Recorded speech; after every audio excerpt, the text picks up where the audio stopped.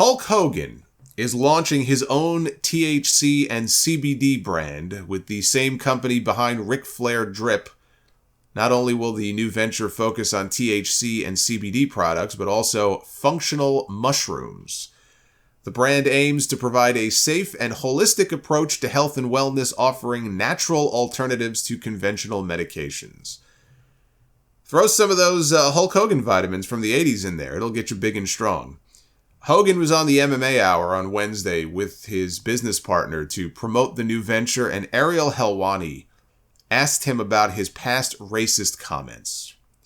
And I love, by the way, how all of these websites, they frame it as his racial comments. The man literally called himself a racist. Okay, let's not forget that. But Ariel asked him how he thought it would affect his legacy, and he gave a whopper of an answer. He said, "There was a temporary situation where I thought, okay, where is this going to end up at? Where is this going to wind down? Where is the legacy? At the end of the day, there had been so much goodwill with the Hulk Hogan brand, and people knew me so well. I mean, I've been around for 40 years, and people know me so well, from Mike Tyson and Brutus Beefcake to Vince McMahon, Vern Gagne to Bret Hart. Everybody knows me so well that they knew I would come back and I would become the person that I was. There was a temporary situation with the surgeries, some of the racial stuff that went down. That was a speed bump. But that's not who I was, and everybody knew that, so it was a tough time, but the main thing that really got me over the past 10 years was the surgeries. That was the thing that was in question when you come out of the back surgery and someone tells you you're never going to walk again. That will really screw your head up. The rest of the stuff, I had a bunch of people on my side. I had a huge support system, and people that knew me stuck with me. And it's just been amazing to see how the fans have stayed with me." A speed bump, he called it. I've hit speed bumps before. I've never hit one like that. Of course, it is part of his legacy now. You can't just erase that. Some people forgave him for it. Other people have not. Some fans forgave him, some fans did not. But whichever side of the aisle you fall on, when the man's legacy is written, there will be a chapter on the racist comments that he made, whether it was meant to be in private or not. They were leaked. People heard them. They're in the public domain now. You cannot unring that bell. How that affects his legacy is up to you as an individual to decide. If you weren't a Hulk Hogan fan to begin with, then I doubt that did anything to make you look at him any differently. We're not talking about a child or a teenager making those comments. He was a grown-ass man with children of his own making those comments. But their parenting skills with the John Graziano stuff told me all I needed to know about the Hogan family and what kind of people they are. This was before any of the racist shit came out. I covered that whole situation on the podcast at the time that it all happened. And for those who don't know, that whole situation where Hogan's son was drag racing and he slammed into a tree. He had his friend in the passenger seat with him. Nick was fine. Nick Hogan was fine. His friend, not so much. His friend ended up in a vegetative state with brain damage. And Nick spent 6 months in jail, and the jailhouse tapes got leaked. So Hogan doesn't have a very good history with leaked audio recordings or leaked videos, right? I mean, so they were leaked with the conversations that Nick had with his mother and the conversations Nick had with his father. His mother, by the way, is a real piece of work. She was never bothered by his street racing.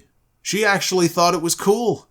I remember one of her quotes talking about, the rush of it and racing in between cars and dodging the cops. This is this kid's mother talking. The apple doesn't fall far from the tree. Then on the jailhouse tapes, this witch is on there crying, "Oh, I'm suffering more than John's mother is." Oh. The mother whose son is forever brain damaged because of what her stupid child did. And she's bad-mouthing the other kid's mother. She's moaning and crying, "Oh, she's not angry. She's only pretending to be angry. I'm the one who suffered the loss." This woman is a witch. And something else that rhymes with witch. Then he's on the phone with his dad, talking about wanting a new reality show when he gets out of jail. Get me a reality show that's going to make me the most money. And Hogan encourages this. He encourages this. He promises to produce the show for him. He talks about the other kid like he brought it on himself. He must have done something bad for God to lay that kind of shit on him. I'm getting pissed all over again just thinking about it. Bunch of scumbags these people are.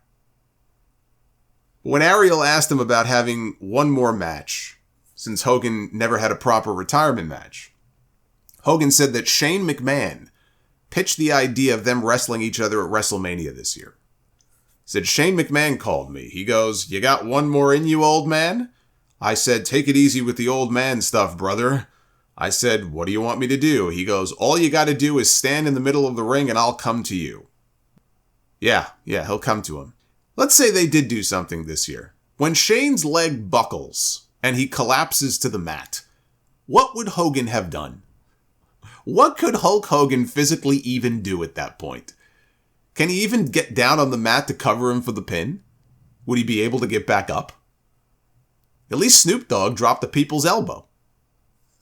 Hogan says he told Shane, "Well, right now my back needs a little more work, but that's something we can talk about next year. I've always wanted to have a retirement match, but right now I'm not moving around the way that I should be. So I'm going to keep working, I'm going to keep training, I'm going to keep doing rehab and see where I'm at 6 months from now. All I have found in the wrestling business, brother, is that you never say never." And he said he's open to the idea of returning to the ring at WrestleMania 40. He noted that the 40-year anniversary of him beating the Iron Sheik for the title at Madison Square Garden is coming up next January. And yet, in another interview with Forbes, Hogan said that he would not wrestle again and that his body is too beat up to get back in the ring. So more double talk from the Hulkster. Hulk Hogan against Shane McMahon at WrestleMania 40. All of a sudden, that Goldberg retirement match doesn't sound like such a bad idea. I don't know what would be worse, watching Hogan in the ring after 10 back surgeries or watching Shane throw those terrible rabbit punches. If Ric Flair's retirement match last year taught us nothing, it's that you get to a certain age, you just need to know when to let it go. Hogan will be 70 years old, with 10 back surgeries, at least. I have no interest in seeing him inside a wrestling ring ever again. When Ariel asked him who his ideal opponent would be for his final match, he picked Stone Cold Steve Austin. Austin would be almost 60 next year, and Hogan would be 70. Austin wouldn't work with him when Hogan was still mobile. He's not working with Hogan now.